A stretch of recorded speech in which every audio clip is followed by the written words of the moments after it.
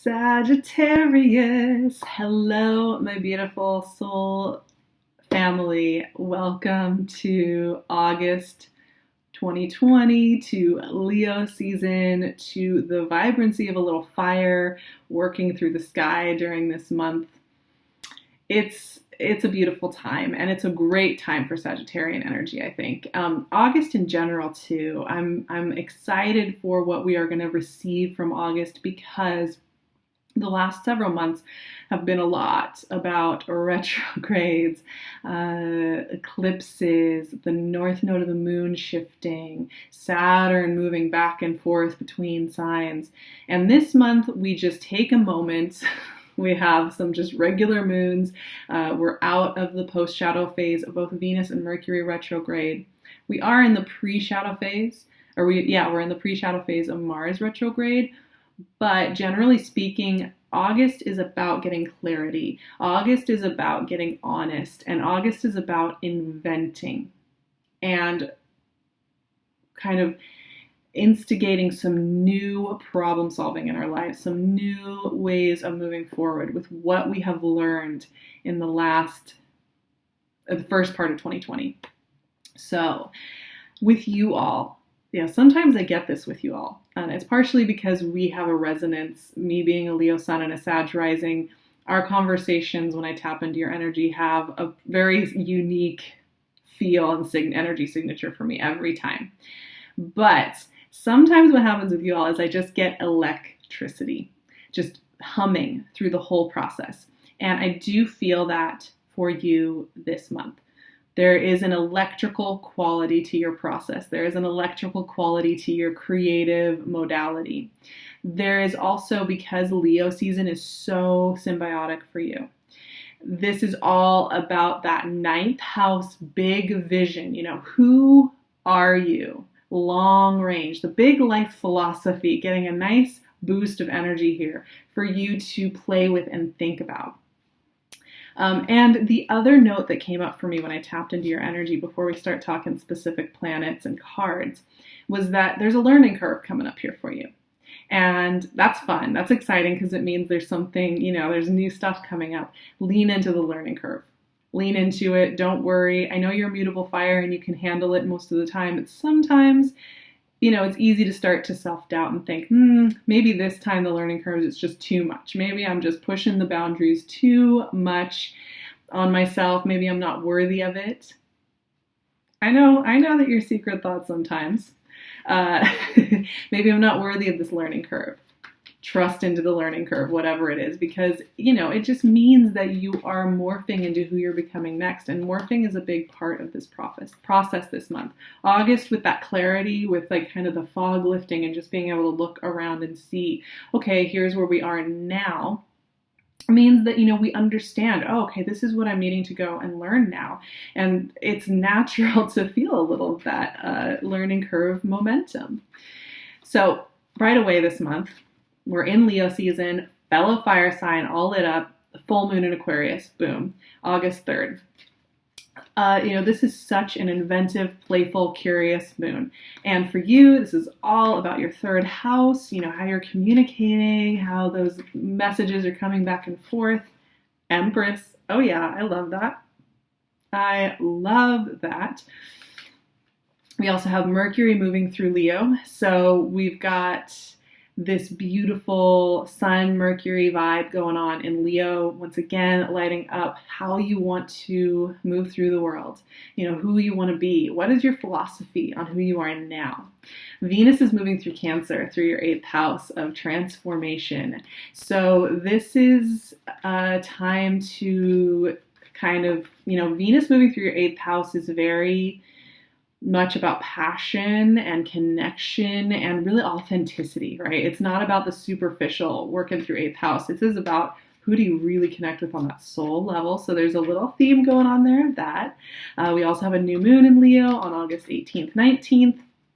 And then we move into Virgo season, into 10th house energy. Now this is all about your reputation in the world. Mercury and Sun move into Virgo. This is about what do you want to create? Who do you want to be? So 9th, 10th house energy here. This is all about rewriting your own kind of character. High Priestess. Okay. Everybody loves this combo. This is so classic, right? Oh, yeah. Empress, High Priestess. Okay, we got some very powerful divine feminine energy rolling through here. Yeah, these are cards of deep clarity on who you are, right? Deep authenticity on who you are at a profound level and not on the superficial level. And interestingly enough, I would say this isn't a superficial month for you, which is a good thing. Two of Wands, a very strong energy right now. Two of Wands is showing up right and left for me, not just in August readings, but anytime I'm doing work around like weekly astrology forecasts like we do on my Patreon and stuff. The Two of Wands has been coming up right and left. Queen of Pentacles. And I think it's because there's this, in Two of Wands for me is very much like that doorway, opening ourselves up, turning out toward the next horizon, right? Turning toward the possibilities beyond our kind of familiar routine knowledge of what's already here. And so Two of Wands is an invitation to be open to the next phase. Three of Cups. Okay. We're doing 5 cards for this month because it just feels right. The 5th sign of Leo.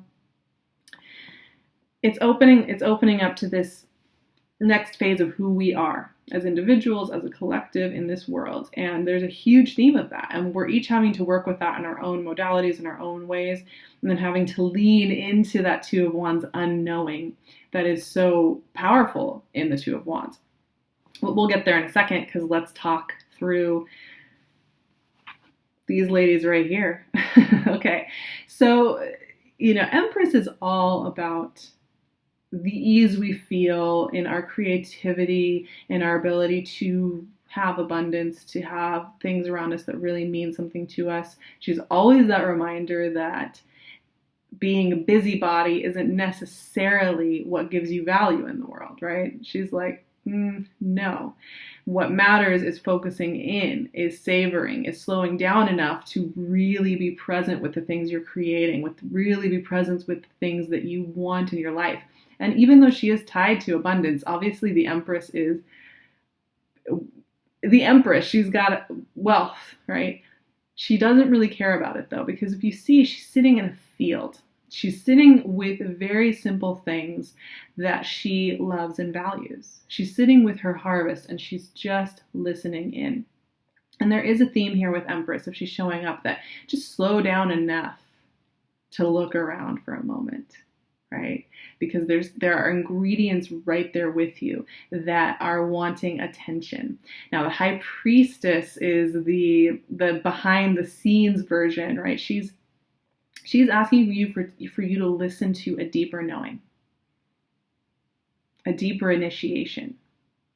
Now, I've been talking about this electricity with you all, this learning curve with you all, and the Empress and the High Priestess for me are speaking to that because there's something about these two, and they're showing up that are saying, it's time to get real about whatever it is that you're saying you wanted all this time, whatever it is you're saying that you have been desiring and calling in. These two are like, okay, let's sit down and let's get real. Are you present for this right now? Because we're going there. These two do definitely bring in support from behind the scenes. And there is kind of this sense of there being support behind the scenes. But it's going to require that you say yes, right? It's going to require that you step into this Two of Wands position right here. Now, the story with Two of Wands, I think I've told this before, but it's a fun symbolism in the tarot deck that I love, which is the 2 and 3 of Wands are connected. And the 2 of Wands is the part of the story where the merchant has sent off his ships. He sent off all his most beloved things out into the world. And he just has to stand here on this shoreline looking at this globe in his hand, thinking about the possibilities and having to trust that all his valuables out there going out into the world are going to meet good ports, and things are going to go well, and that they will return to him.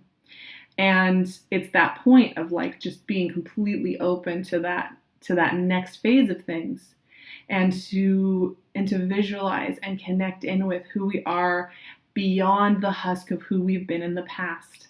And this is really important. Here's that Venus in Cancer work as well. Transformational work at play for sure for the Sagittarians in the world.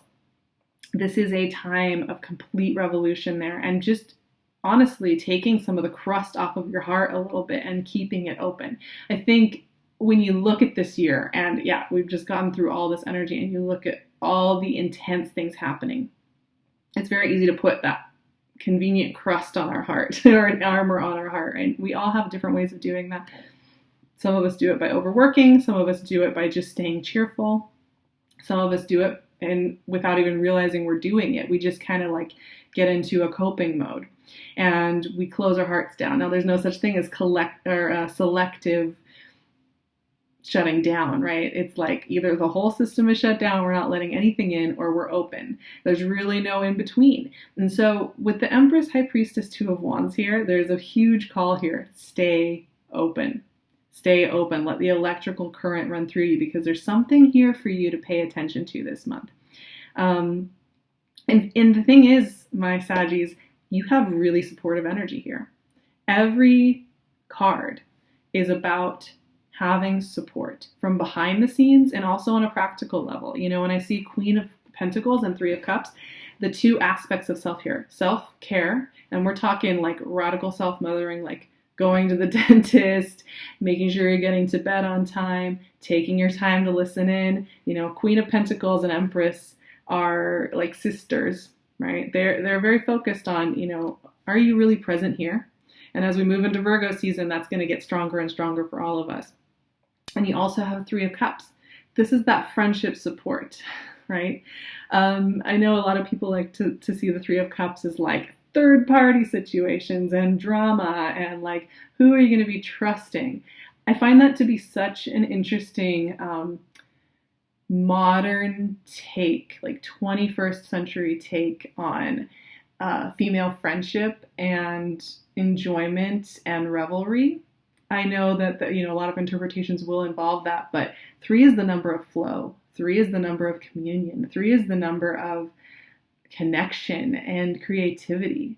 And when you look at these 3 women, they are in friendship. They are in friendship communion, celebrating together, lifting each other up. And there's something so beautiful about this card. And I think sometimes, when we're getting readings or we're so focused on like, well, am I going to get like the abundance? And then you get a card like Three of Cups and you're like, yeah. But like what I see there, the people that want to help you, the people that want to commune with you, the people that want to be a part of the process. And I think for Sagittarians, that's so important. Your core people that want to create and move pieces with you, being there as a part of your individual process as well is so beautiful. And you have help from that aspect of life coming through as you move through this much more intense, I think, individual process of tapping into your empowerment from the perspective of the Empress and the High Priestess. Because here's the thing. These first 4 cards are all about empowerment. To get them in order here. These are all about self-empowerment and leaning into the learning curve that you have ahead of you and not letting it slow you down. Not letting it make you feel as though you're not allowed to have that electricity in your bones, like you're not allowed to expand into your next shape. As much as you all are very bold, vibrant people who are very good at changing and trying and exploring, and I think a lot of you see yourselves that way, you are also sometimes, I think, you feel as though you are unworthy of living your most vibrant self. Maybe it's too much. Maybe I've just pushed it too far for too many years. Maybe I'm not allowed to change again. But the reality is that even somebody who pretends like they're always the same is changing all the time.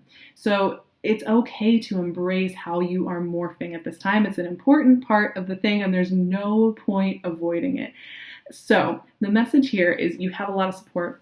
Trust the electricity in your bones. Trust this exciting time, because the energy here is very exciting. It's very exciting. It's very nourishing. It's very clarifying as well. There's not a lot of wandering around in the fog. Now, the high priestess will ask you to sit down and listen in a little bit throughout this whole rest of the process. She's going to be a really great guide for you from behind the scenes. However, the other 4 cards are all about how do you want to step into this.